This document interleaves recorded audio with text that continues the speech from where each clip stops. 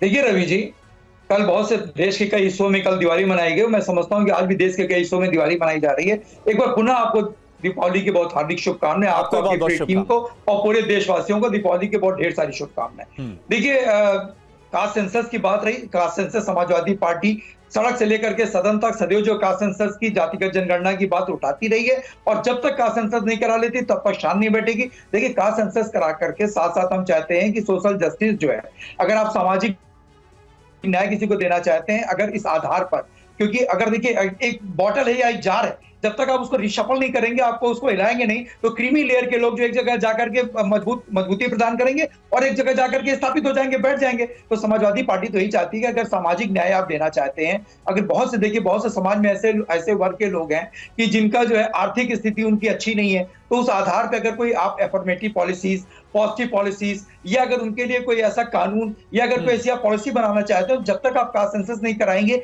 ये पॉसिबल कैसे? सेंसस तो आप करा नहीं पा रहे हो आज पिछले 10 साल से, 10.5 साल से। लेकिन आपको लगता नहीं है कि एकता का संदेश, जातीय विभेद, समाज में जो भी विभेद है उसको दूर करने के लिए ज्यादा जरूरी है कि भाई सब बराबर रहें, सब साथ रहें? इसमें किसी को क्या आपत्ति हो सकती है? मतलब मैं समझना चाहता हूं कि अगर ऐसा कोई बयान देश के प्रधानमंत्री की तरफ से आता है कि भाई हम सबको मिलकर रहना है, साथ रहना है, तो किसी भी दल को इसमें क्या आपत्ति दिखाई देती है? मैं ये समझना चाह रहा था।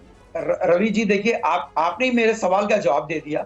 आप चाहते हैं ना कि पूरा देश एक रहे। देखिए, हिंदुस्तान वैसे भी अनेकता में एकता का प्रतीक है। हिंदुस्तान का लोहा ना सिर्फ हिंदुस्तान वाले बल्कि पूरा विश्व मानता है कि हिंदुस्तान के ऊपर अगर खुदा ना खास्ता या भगवान ना करे अगर कोई आज आ जाए, तो पूरे हिंदुस्तान का एक एक नागरिक किसी क्षेत्र, किसी वर्ग, किसी धर्म, किसी समाज का हो, किसी के डायलॉगबाजी से, किसी के बतौलेबाजी से या किसी के जुमलेबाजी से जो है वो सेफ, या हम एक नहीं है, हम पहले से एक है। और ये हम नहीं मानते, हिंदुस्तानी तो मानते ही मानते हैं, ये पूरा पूरा विश्व मानता है इस चीज को। पूरा विश्व हमारे हिंदुस्तानियों का लोहा मानता है। लेकिन देखिए, रहा सवाल कास्ट सेंसस का, आपने कहा ना कि अगर आप कोई पॉजिटिव पॉलिसीज या अफर्मेटिव पॉलिसीज, या अगर आप आर्थिक और सामाजिक स्तर पर उनके सुधार लाना चाहते हैं, बराबरी लाना चाहते हैं, आज की तारीख में आप बता दीजिए, देश के चंद उद्योगपति जो है पूरे हिंदुस्तान वासियों पर राज कर रहे हैं कि नहीं कर रहे हैं?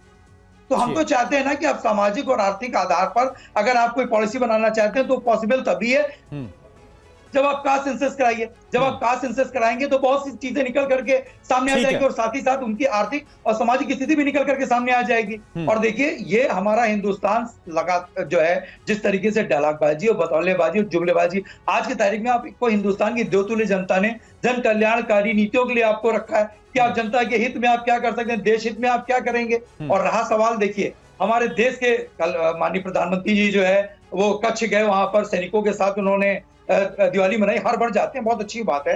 लेकिन हमारे आदरणीय नेताजी स्वर्गीय मुलायम सिंह यादव जी देश के पहले ऐसे रक्षा मंत्री थे जो हाईएस्ट बैटलफील्ड सियाचिन जाकर के उन्होंने, ठीक है दीपक, देखिए करुणा जी, हम तो जुड़ने की बात करते हैं, लेकिन उत्तर प्रदेश के मुख्यमंत्री जी जो है वो तो कटने की बात करते हैं। मैं आदरणीय राकेश त्रिपाठी से पूछना चाहता हूं कि किसके बटने और किसके कटने की बात कर रहे हैं? अब तक की देखिए करुणा जी, अब तक की पॉलिटिकल हिस्ट्री का नहीं, सवाल मैंने दीपक जी इसलिए पूछा क्योंकि आपके इसी पोस्टर में पीडीए बड़ा बड़ा साफ लेकर, और यहां पर बीजेपी बोल रही वो पूरे समाज की बात करे, फर्क ये है। पीडीए, देखिए पीडीए का मतलब, अभी पीडीए का मतलब ही नहीं समझ पा रही है लोग, इसीलिए पीडीए की चिंता नहीं कर रहे हैं, पीडीए के लोगों की चिंता नहीं कर रहे हैं, पीडीए से नफरत कर रहे हैं ये लोग, इसीलिए इनको पीडीए से इतना कष्ट हो रहा है। देखिए, पीडीए एकजुट हुआ जिसने 2024 में भारतीय जनता पार्टी को धूल चटाने का काम किया। कहा भारतीय जनता पार्टी 64-65 पे जीता करती थी 2019 में, आज 2024 में कहां गई?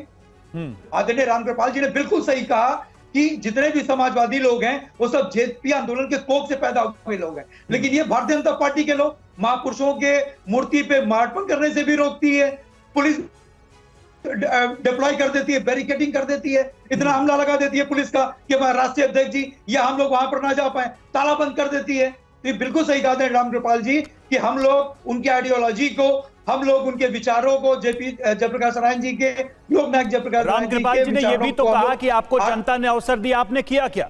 वो समाज वैसा ही विभाजित है, वो वर्ग वैसे ही विभाजित है, जो पिछड़ा रहा वो पिछड़ा रहा। आप लोगों ने क्या किया? ये सवाल आपने स्किप कर दिया, इसका उत्तर दे दीजिए। 2011 में ये डबल इंजन की सरकार की बात करते हैं, डबल इंजन में इन्होंने किसका कल्याण कर दिया?